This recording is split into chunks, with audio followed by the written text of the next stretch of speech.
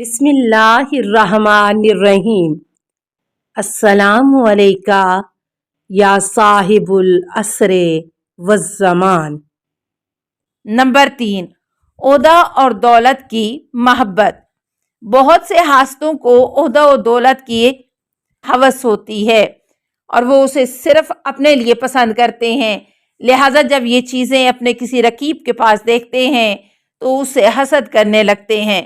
مثلاً کوئی بہترین کھلاڑی ہو یا کامیاب تاجر یا دولت مند انسان جب کسی دوسرے کو اپنے سے زیادہ ترقی کرتے ہوئے دیکھتا ہے یا ان کا نام اور احترام اس سے زیادہ ہونے لگتا ہے تو وہ ان سے حسد کرنے لگتا ہے اور وہ یہ چاہتا ہے کہ کسی طرح ناکام اور ذلیل ہو جائیں۔ نمبر 4، رقابت۔ یہ جذبہ اکثر ان لوگوں کے اندر پیدا ہوتا ہے جو کسی ایک عہدے یا انعام کے لیے ایک دوسرے سے مقابلے کے لیے میدان میں اترتے ہیں، اور کیونکہ ایسے مقابلوں میں صرف ایک ہی آدمی پہلے نمبر پر آ سکتا ہے، لہٰذا بقیہ افراد جو اپنے آپ کو اس کا مستحق سمجھتے ہیں وہ اس سے حسد کرنے لگتے ہیں۔ نمبر 5، تکبر۔ بعض حاسدوں کے اندر کیونکہ تکبر اور اپنی بڑائی کا مادہ پایا جاتا ہے، لہٰذا انہیں دوسروں کی ترقی پسند نہیں ہوتی اور وہ کسی دوسرے کی ترقی وہ برداشت نہیں کر پاتے، کیونکہ ہر متکبر یہی چاہتا ہے کہ دنیا کے تمام لوگ اس سے کمتر ہی رہیں تاکہ وہ ان پر فخر و مباحات کر سکے اور اس کے سامنے تواضع اور انکساری سے پیش آئیں، ورنہ اگر وہ پیش رفت کر لیں گے تو اس کی پیروی نہیں کریں گے، لہٰذا وہ ہر ایک کی ترقی سے حسد کرنے لگتا ہے۔ نمبر 6، حب ذات۔ بعض حاسدین کے اندر کیونکہ حب ذات کا مادہ پایا جاتا ہے، یعنی وہ اپنی ذات سے محبت کرتے ہیں، لہٰذا وہ اپنی ذات سے محبت کے باعث دوسروں کی ترقی سے ڈرتے ہیں کہ اگر وہ ترقی کر گئے تو اس کی توہین ہوگی۔ البتہ متکبر اور ان کے درمیان فرق یہ ہے کہ متکبر کے اندر دوسروں پر برتری کا جذبہ ہوتا ہے، لیکن یہ لوگ اپنے اوپر دوسروں کی برتری پسند نہیں کرتے اور خود بھی ترقی کرنا نہیں چاہتے ہیں۔ نمبر 7، تعجب۔ بعض حاسد کسی سے صرف اس لیے حسد کرتے ہیں کہ ان کی نظر میں دوسرے کو جو نعمت ملی ہے وہ اس کا مستحق اور حقدار نہیں تھا، لہٰذا اس سے انہیں تعجب ہوتا ہے کہ یہ نعمت اسے کیسے مل گئی، لہٰذا ان کی تمنا یہی ہوتی ہے کہ یہ نعمت اس کے ہاتھ سے نکل جائے اور وہ اس سے محروم ہو جائے۔ خلاصہ، حسد ایک بری صفت ہے جس کا مطلب ہے کہ دوسرے سے نعمت چھن جانے کی تمنا کرنا۔ حاسد جس سے حسد کرتا ہے کبھی کبھی وہ اس کی نعمت چھن جانے کے لیے عملی قدم بھی اٹھاتا ہے۔ اس طریقہ کار سے حاسد ہی کو نقصان ہوتا ہے اور وہ کبھی کبھی اسے بھی نقصان پہنچ سکتا ہے جس سے حسد کیا جا رہا ہے۔ سوالات۔ نمبر 1، حسد کی تعریف کیجئے۔ نمبر 2، حسد کے مراحل بتائیے۔ نمبر 3، غبطہ کسے کہتے ہیں؟ نمبر 4، روایات میں حسد کو منافقین کا عمل کیوں قرار دیا گیا ہے؟ نمبر 5، ایمان پر حسد کا کیا اثر ہوتا ہے؟ نمبر 6، حسد کے اسباب کیا ہیں؟ 29واں سبق، جھوٹ۔ جھوٹ بدترین گناہ کبیرہ ہے اور پست ترین اخلاقی صفت ہے۔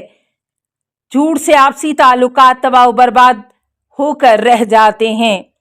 جس شخص کے اندر صداقت کی کمی ہوتی ہے لوگوں کے درمیان اس کی کوئی قدر و قیمت باقی نہیں رہتی، لہٰذا اگر خدا نخواستہ کسی معاشرے میں جھوٹ جیسی بری صفت رواج پا جائے تو وہ معاشرہ کھوکھلا ہو کر رہ جاتا ہے اور ایسے معاشرے میں زندگی بسر کرنا وبال جان بن جاتا ہے۔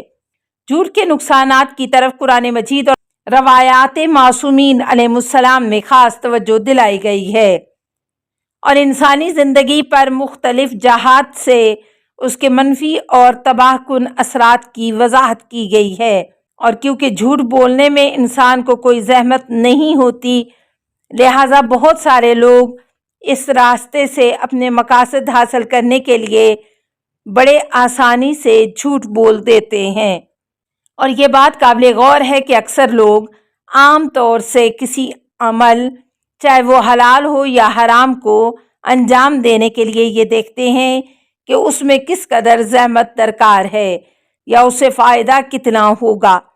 اس کی نگاہ میں وہی عمل بہتر ہے جس میں کم سے کم محنت اور زیادہ سے زیادہ فائدہ ہو، اور ایسے افراد کم نظر آتے ہیں جو کام کے نتائج پر بھی نگاہ رکھتے ہوں، بلکہ عموماً افراد وقتی اور دنیاوی فائدے کے پیش نظر کوئی کام سر انجام دے لیتے ہیں۔ جھوٹ بھی ایسا ہی فعل ہے کہ اکثر و بیشتر افراد اس گناہ کے عذاب اور اس کے دور رس نتائج کے بارے میں سوچنا بھی گوارا نہیں کرتے۔ اس لیے کبھی بھی جھوٹ کا سہارا لے کر انسان بہت جلد اپنے مقصد تک پہنچ جاتا ہے، لہذا اس شارٹ کٹ کے باعث اس کے نتائج کے بارے میں سوچنے کا خیال نہیں آتا۔ جھوٹ کی تعریف: جھوٹ اپنے عقیدے اور واقفیت کے برخلاف اظہار کرنا۔ اس طرح جھوٹ کی دو شرطیں ہیں۔ نمبر 1، یہ کہ زبان سے جو بات کہے یا اعضاء و جوارح سے جس چیز کا اظہار کرے وہ حقیقت کے برخلاف ہو۔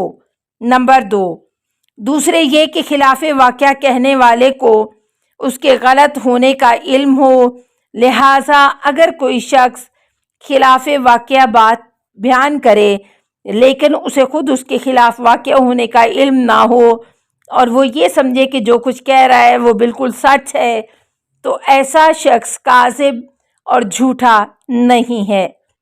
اس مقام پر یہ نقطہ بھی قابل توجہ ہے کہ کبھی جھوٹ زبان سے بولا جاتا ہے اور کبھی عملی ہوتا ہے۔ مثلاً انسان اپنے رویے سے یہ ظاہر کرے کہ وہ بہت بڑی شخصیت کا مالک ہے اور واقعتاً ایسا کچھ نہ ہو، تو یہ بھی ایک قسم کا جھوٹ ہے، کیونکہ جھوٹ خلاف واقعہ چیز کے اظہار کو کہا جاتا ہے، اور یہ تعریف قول و فعل دونوں کو شامل ہے۔